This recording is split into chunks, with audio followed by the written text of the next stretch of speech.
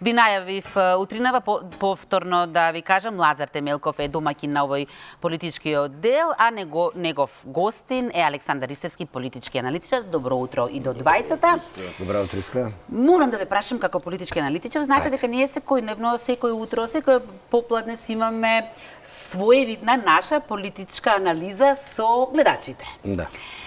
Ти често пати велат, ама нас никој не слуша, па ме интересира еве да ве прашам колку вие како аналитичар ги слушате нив, колку можете преку таквите емисии, преку нивните јавувања всушност да се препознае расположението, јавното мнение кај гледачите, односно кај граѓаните. Па види, голема предност и напредок е тоа што медиумите се повеќе и повеќе почнаа да имаат тој тип на контактни емисија. Се сеќавам пред едно 15-20 години кога беше многу поограничен беше просторот, дури можам да кажам дека одредени медиумски ликови направија кариера нели на таа тема на контактна програма, каде што тогаш предходните ликови во новинарството пред 15-20 години им ги подценуваат тие концепти. Праксата покажа дека слушање на гласот на народот е исклучително битен. Зошто? Затоа што неретко ти можеш да кажеме моделираш или да организираш кој да се јави, кој да побара, но ако го има масовно на многу медиуми и ако го има по еднаш, два пати или три пати во ден, не може да се постигне, не можеш да манипулираш, се ограничува просторот, но тогаш ги слушаш вистинските забелешки, вистинските проблеми и вистинскиот правец во кој е насочен одреден став. И кога се гледа револтот, тогаш и политичарите, поготово тие што водат, нели, знаат да ретерираат или да се повлечат од одредени одлуки, затоа што кога ќе увидат дека нешто едноставно не проаѓа, не би сакале тоа да го изфорсираат до крај. Така да, концептот на контактни програми, каде што народот го изразува своето мислење, јас гледам дека со тек на време и тоа еволуира, па стана пократко, нели се даваат 60 секунди, 90 секунди, затоа што порано имаше тенденција луѓе да држат говори кои реално ги замара останатите монолози и едно те исти се повторува. На вистина предизвика самата политика, политичката сфера и носителите на функции да почнат да го слушаат гласот на народот. Така да и јас во голема мерка колку стигам на сите канали каде што има можност, и добро е што дел од нив се и раздвоени, не се поклопуваат со ист термин, го кажуваат, ги поттикнувам граѓаните да зборуваат за реални теми, значи не само за лични интереси или потреби, што им се случило, што им се случило, иако тоа е битно неретко, затоа што покажува во кои општествени ставки системот не функционира. Добро е тоа да го прават, затоа што само така можеме да стигнеме до подобро и поуспешно општество и поодговорни политичари. Да, а друго прашање е што често пати се јавуваат во емисиите затоа што немаат каде да се обратат. Но тоа да, рековме. Па и тоа доволно зборува за оној сервис и на општините, пред се општините, тоа е задолжение пред се на општините, а после и на одредени инспекцијски служби, затоа што многу често се случува, нели, народот кажува, одредени телефони или одредени адреси звоната, никој не крева. Тоа треба да се загрижиме за тоа. Така. Лазе, тук му се гледачите, денес главна тема ни беше извештајот на Европската комисија. Предпоставувам дека на таа тема ќе зборувате. Да, искра, ќе продолжиме. За тоа вчера Европската комисија го објави извештајот за сите земји кандидатки. Тука и Македонија, за жал, констатираат отсуство во двете клучни области за Македонија, кај што и генерално редовно слабо стоиме, а тоа се од кластерот 1 судството и борбата против корупцијата, така што на тоа ќе се држиме. Сето тоа веднаш по рекламите. Назад сме во студиото, да не доложиме веќе многу, уште еднаш само да потсетам, Лазар Темелков и Александар Ристевски, политички аналитичар. Лази, имаш многу што да дискутирате, така што повели. Многу прашања, не знам до кај ќе стигнеме, меѓутоа ќе биде доволно. Александар, намерно ќе оскокнам првото прашање, вообичаено дали извештајот е одраз на реалната слика, затоа што верувам дека низ следните прашања ќе дојдеме до одговорот. Вака ме интересира. Во изминатите 5 години Европската комисија во извештаите, главно предпоставувам поради потребата Македонија да ги реши оние болни прашања со соседите, редовно беше мекан и прогледуваше низ прсти, но не и овој пат во овој извештај. Што мислиш зошто? Па затоа што сега се доведе до ситуација да веќе не може да се импровизира. Се дојде до ситуација каде што помалку или повеќе се за она што бевме притискани да го направиме во огромен дел, може би 90%, го исполнивме, иако беше болно и беше на штета на некакви си државни македонски национални интереси.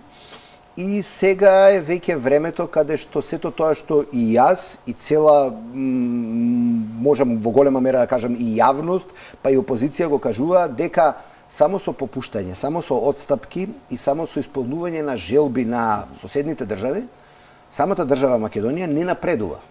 Значи, за да одредено општество се прилагоди кон тоа што се условно речено европски вредности, мора да промени многу нешта во менталитетот и начинот на функционирање на цело општество. Сега, општеството не може да се смени доколку носителите на јавни функции, политичарите, директорите, пратениците, министрите, не дадат пример. Ние на дневна основа гледаме лош пример на незаконско трошење, на лоши тендери, на работење на против интересите на државата, на користење и купување на возила за кои нели претходната власт беше сатанизирана целосно. Дека не требало да купува возила, дека не требало да купува коли, на крајот сега изнајмуваме еве за опсе милиони евра даваме, а нели беше лошо да имаме сопствени возила, па нели имаше судски предмети кај што некои луѓе во затвор замина само затоа што купиле нешто вон одредена постапка. Така да, она лицемерие општествено кое нас ни се случува, како вика, прави што ќе ти кажам, не прави ја што правам, ама обично не функционира така. Обично луѓето прават тоа што го гледа дека и некој друго прави. Така да, и на крајот на криштата ние во задниве 5, поточно 7 години на актуелна власт владење, ние не видовме една исклучително битна работа. Ние не видовме повлекување на луѓе ради морална, етичка или било каква одговорност. Не да бидат разрешени, не јавноста да ги сатанизира па да мора да ги тргнат, иако и такви малку имаше кои потпаднаа под притисокот да бидат тргнати од страните или било што, ние немаме луѓе кои ради морални и етички причини или ради судот на јавноста се повлекуваат. Ти загавам темата единствен што е и многу често го спомнувам беше Антони Пешев откако 2 или 3 авиона падна на почетокот на 90-тите. Да. Си даде оставка од министер за не знам како се викаше тогаш, за сообраќај и врски, мислам дека се викаше. Да, сообраќај и врски тогаш, пред да се да не бегам од темата. Извештајот го оценила напредокот во однос на минатата година. Сега тука ми излегуваат две логични претпоставки. Или ништо власта не сработила, или ако имало некој обиди нешто да сработи, не дале резултат преспана година. Јас термин имам што го користам подолго време, викам ние се што правиме креираме обланда. Значи обландата секоја домајќинга што прави, затоа и пластично го објаснувам, се знае обландата што е, нели имаме двете обланди од надвор и внатре имаме желе. И кога ќе го скршиш се истекува, така да ние креираме обланда. Ние не креираме арматура, не креираме столбови, не креираме нешто што е трајна вредност. Или просто еве и за машките достапно да биде, кога градиме куќа, ние прво набавуваме керамиди и прозори. Уште не сме ископале дупка, уште не сме кренале нели статиката, арматурата, уште плоча не сме стајле, но важно тука во дворот керамидите се купени, прозорците се купени, а не знаеме дали ќе се вклопат. Ние тоа го правиме, ние правиме фиктивни состојби, лажни, измислени, мачкаме очи, правиме добра пропаганда по социјалните медиуми, по телевизиите, пласираме одреден маркетинг, но во основа нема ништо суштинско, нема ништо издржано. И тоа западните представници и амбасадите и представниците на меѓународната заедница, колку и да ни се смешкаат и колку кога се дружат со нашите нели представници на јавни функции, се благоглаголат со нив, нели убаво се изразуваат, се дружат, викат леле прекрасно, ама у позадина гледаат како сето тоа е изведено. Така да она лицемерие кон нас, за да прифатиме промена на име, за да прифатиме промена на устав, за да прифатиме се на кроток начин, веќе заврши, играта заврши, сега се параат практични резултати. Изведба на инфраструктура, развој на систем, развој на демократија, функционирање на судство, ние имаме срозано образование, ние имаме, мој роднина дојде од Австралија, пред неколку години се чудеше како тоа, вика, во еден клас, во некоја средна јака гимназија, имало 25 одлични. Вика, тоа во Австралија не може да се случи. Статистиката за луѓе кои се со одличен успех е, да кажеме, 10%, или 15%, или 20%. Тоа значи да го една паралелка може 6 одлични да има. И затоа ние се содруваме со суровата реалност, да кога излеземе од Македонија, дури тогаш се гледа кој реално вредел. И кај нас и послаби, да кажеме, условно во одредена конкуренција, успеваат на запад. Ние примаме, да кажеме, асистенти и професори на факултет, луѓе кои некој мисли дека треба да бидат, ама на запад знаете кои успеваат, тие што негде се игнорирани. И тие стануваат успешни на запад. А овие нашиве подалеку од Валјево, Краљево и од Пловдив и од Русе не може да успее, затоа што не знаат јазици, немаат капацитет и во животот успехот го добиле врз база на тоа што тато Чичо, политичкиот субјект или некој близок му го дал. Дорекаде со метафората о план да ми одговори на прашањето, меѓутоа ќе те прашам уште еднаш. Секоја година во извештајот на Европската комисија главни точки се борба против корупција, правосудство, генерално правосудство, мислам и на судство и на обвинителство. Да. Зошто сладкоречивоста на власта, зошто силните ветувања со кои впрочем и станаа власт не се ефектуираат на овие две полиња? Затоа што не сакаат. Не сакаат да се реши, затоа што тогаш тие ќе одговараат. Затоа што стартно тие дојдоа како агенда, структурата на актуелната власт која дојде како гладна структура, изнеможена од 11 години опозиција, а нивниот тогашен председател сега или почесен председател дојде како човек кој со години инвестирал сопствени средства за да успее таа структура, затоа што они беа задолжени и објектот кој им беше задолжен во банка и беа своје речено банкротирани, затоа што тогаш и негов предходник кој беше од позиција на председател, па нели ги имаше славните оние документи платени со државни пари од категорија на председател, пристап во Словенија кој плаќаше, веќе си строшија парите, се немаше финансиер и требаше да се наплати тоа што е изгубено во време на опозиција. Просто и едноставно. Така да, првите неколку години се гледаше повеќе од очигледно дека тенденцијата беше да се наплати тоа што е изгубено. Првобитна акумулација на капитал. Апсолутно.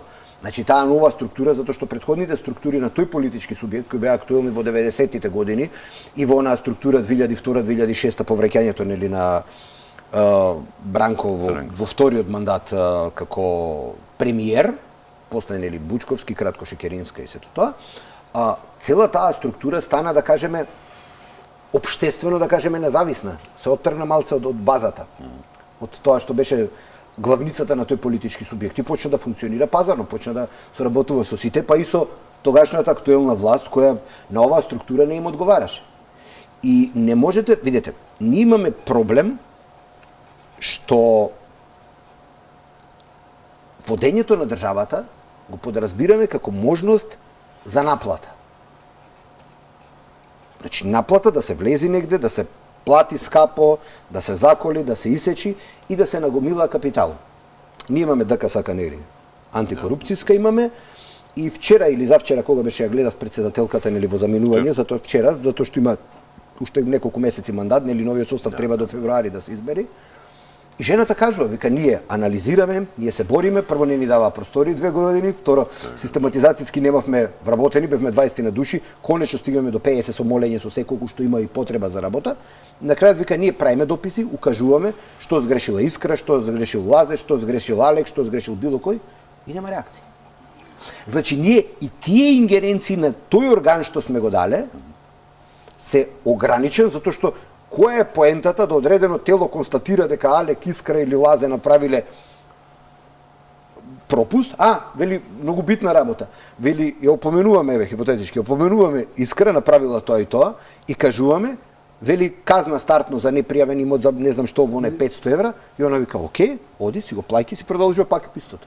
Значи, нема плаќање и повлекување, нема морални причини, нема отстранување на човекот. Еве, не одговара кривично, така, не одговара кривично, ама мора да има санкција. Нема санкција. Оди и си плаќа. И се рачунете, Лазе на некаков си начин направил нешто, има непријавени 100, 200, 300, 500 илјади евра, казната му е 500 евра. Си плати. И си продолжува. Тоа е проблемот. Дали може да се смели ова водителка што не знае да прави бланди, ама многу сака да ги јаде да праша нешто. Горе-долу јас повторно се вратам на размислувањето на гледачите, никој не е изненаден од овој извештај. Тоа се работи што ние секојдневно ги живееме и ги знаеме.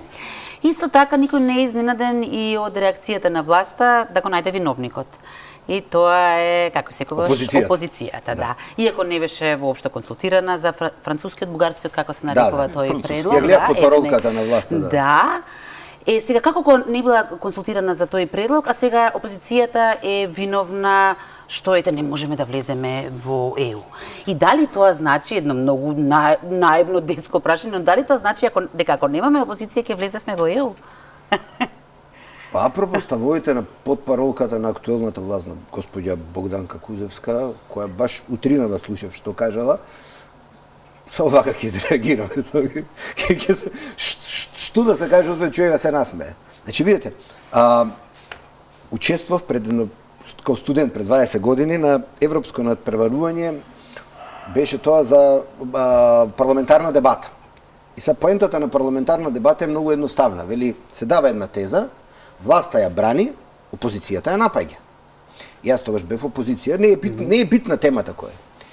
И јас напаѓам, вадам аргументи, не мора да се согласуваш, ги осмислуваш и напаѓаш. И знаете ли кога заврши дебатата? Кога така ги прикажав нештата и овој што беше представник на власта рече, јас се согласувам, и тука заврши. Значи, што тој во дадената ситуација треба да ја разберете под паролката на владеачката партија, она мора да измисли нешто за да ги оправда сите овие пеналења, сето ова тепање. И сега, од се наведено во извештајот на Европската комисија, под паролката Кузевска рече ВМРО ДПМН и председателот на таа политичка партија Христијан Мицковски се криви затоа што блокирале во собрание. Добро, точно е, ќе прифатиме еве. Точно е, опозицијата е крива затоа што блокирала во собрание. Да. Ама собранието е едно од 20 теми. Значи ево опозицијата е крива за една, блокирала во собрание. Прифаќаме. Точно е. Другите 19 што правиме? Опозицијата е крива? И за правосудство, така да, и за ни за друго. И за образование, и за корупција, и за невладење на право, и на немање реформи. Дали опозицијата прима луѓе без квалификации во јавна администрација? Дали опозицијата таму каде што треба стручни луѓе да се примаат, прима администрација? Фали стручен човек, не знам, научник, доктор, конзерватор, овоне, вие вработувате лице во администрација. Затоа опозицијата е крива. Така да, сватете ги, насмевнете се, дајете сожалување, симпатично е, секој треба да се обиде и нормално го споѓате еден многу тој тип на луѓе кои си ја вршат работата, ги сваќаме, треба да си одработат за тоа што се платени, но мораме да им кажеме дека тоа што го прават е неуспешно и загреото. Ќе се надоврзам на прашањето што го загатна Искра за не за одговорноста и за да не прекине на добра македонска традиција, поточно традицијата на власта, таа гласи обвинија опозицијата, тоа што Искра го спомна. Се погрижи министерот Османи, па вчера зборува за поларизирано општество, за немање поддршка од опозицијата, за носење на клучни реформски закони и така натаму. И сега се прашувам што требаше да поддржи опозицијата, килави закони со европско знаменце кои што се носат за 2 дена, пратениците немаат време да ги прочитаат, а не да видат што е, или инфраструктурни проекти тешки милиарди долари, впрочем договорот со Бехтел и Енка е нотиран во извештајот на Европската комисија, зашто е подпишан склучен во 4 очи. Ке се навратам на ова што го кажав пред малку. Што му е друга работа, освен или да напаѓа, или да обвинува други, или да кука. Кога сте неуспешен, цел свет ви е крив. Јас се сеќавам, пак еве аналогија, компарација ќе направам за да народот неретко му е појасно. Селектори биравме долго време во ракомет, странци. Да. И во фудбал. Ке ги ставевме обеќавања луди. На крајот знаете што вика? Тоа е македонски менталитет, не знаат да се враќаат, не знаат ова да прават овона. Значи кога нема да си ја заврши работата за која бил дебело платен, тој ги обвинува тие под него. А знаете зошто ги обвинува? Пошто знае дека деновите му се избројани и мора да најде алиби за да најде нов ангажман, за да го земат пак негде. Тоа се случуваше со странци. Знаете најголемите успеси кога сме ги имале? Со луѓе кои сме ги потценували се наши. И во фудбал, и во ракомет. А знаете зошто? Затоа што тие животот го дале и професионално си ја вршат работата. И се платени обично упола или третина помалку. Така да, се во ова што се случува во политиката,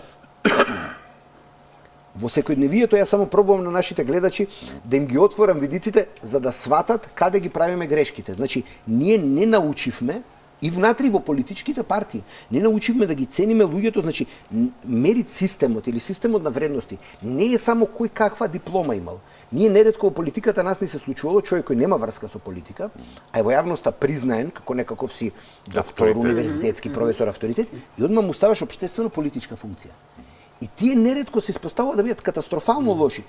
Тук таму знаат да бидат добри, тук таму, но генерално катастрофално лоши. Знаете ли зошто? Да, имаш одлични професори што беа очени министри. Катастрофални. Но знаете ли зошто? Тој е професионалец во својата дејност. Тој не е хендлач на ситуацијата, тој не е менаџер, тој не е човек, да кажеме, од праксата. Затоа што теорија и пракса не е исто. И ние мораме да направиме, од друга страна имаме екстрем, каде што ставаме и некомпетентни, и нестручни луѓе кои се само хендлачи, тие се спремни да продадат се. Така да мораме да најдеме ние општествен баланс и да научиме да си ги цениме луѓето што ни нудат некакви си трајни вредности. Одредена баланс помеѓу интелектуален, стручен квалитет, но и човек со минат труд. Се додека тоа не го направиме, немаме иднина. За време за уште едно последно прашање има. Мислам помалку од 2 минути, Александар. Ајде. Нешто ќе скокнам. На власт очигледно вчера од денеска не и се зборува за критиките во извештајот. Имаше некој фејсбук статус на претседателот Пендаровски. Ковачевски мислам дека избега за Париз, така да денеска Маричич нешто ќе мора да каже. Но затоа го форсираат оној така наречен план за раст на економиите на Западен Балкан и притоа една работа многу ми е интересна. Никој не седнал да објасни дека тоа не се пари кои што нас ќе ни легнуваат на сметка секој први во месецот за да ги трошиме така како што ние сакаме. А знаеш како ние сакаме. Јас само ќе ви кажам една работа. Ние задниве 20 години, поготово задните 10 години имаме огромни пари кои Европа нас не ги праќа наменски и во најголем дел си ги зема назад. Додека земјите од околината искористуваат 70, 80, 90%, 100% од ресурсите, ние до пред 2-3 години имавме ситуација кај што имавме искористено 7%, 9%, 13%. Пак ќе кажам просто за да народот свати. Западот ни дава 100 милиона за развој на земјоделие, ние трошиме 7 до 10. 2 години седат, си ги враќаат назад. Нас ни даваат пари за инфраструктура. Ние тоа што ни го дава сега Европа, не го користиме. Што не знаем? А не го користиме затоа што одредени луѓе не знаат да состават европски проекти да го пополнат. А фирми во кои се плаќа тоа, народот е скептичен. Јас еве од лично искуство ви кажам затоа што сум инволвиран во тоа. Постојат фирми кај нас во компанија, одиш на човек, на Лазен Искрен, и кажеш, дали Искрен сакаш ти 100.000 евра бакшиш да изградиш хотел. Што треба да направам? Да дадеш 2.000 за да ти... Од каде знам дека ќе добијам? Како да ви кажам се? Некој ти вика дека 100.000 неповратни можеш да земиш, а ти некиш под наводници да ризикуваш своји 2.000 за да земеш 100.000 неповратни. Па вие во банките кога одите, јас стамбен кредит имам, од лична основа знам, што покрај парите не ви наплаќаат, ви наплаќаат, така? Плюс 200, плюс 300, плюс 500, значи секој ви наплаќа. Плюс е кредит, а кредитот ќе платиш дупло после 20 години. Овој бакшиш ти дава неповратно и дури представниците на фирмите или малите сопственици или другите скептични. Затоа не одиме, ние имаме изгубено довербата, го имаме изгубено системот на владение и не сме уште научиле што е Европа. Мислам дека обичниот народ и тие мали и средни бизнисмени малку треба да прошетаат за да видат како светот функционира. Вака балкански или со турски или османлиски менталитет што сме го оставили на трговија, на алаш вери, шо вона, напредок нема. Западот инаку функционира. Да, на страна. Само се надоврзам, не само што не знаеме да ги користиме парите кои што доаѓаат од надвор и сопствениот буџет не знаеме да го искористиме. Се сеќаваш дека секоја година предвидуваш капитални инвестиции 700 милиони, ти трошиш 300-400. Едва ќе потрошиш 300 и сето тоа на крај на годината преку ребаланс се префрлува во сектори. Стоки и услуги. Ние можеме се продолжиме после емисија. Не знам, за вас мене беше многу интересно. Ви благодарам и на двајцата. Се надевам дека ми беше интересно и на нашите гледачи. Станете со Алфа телевизија.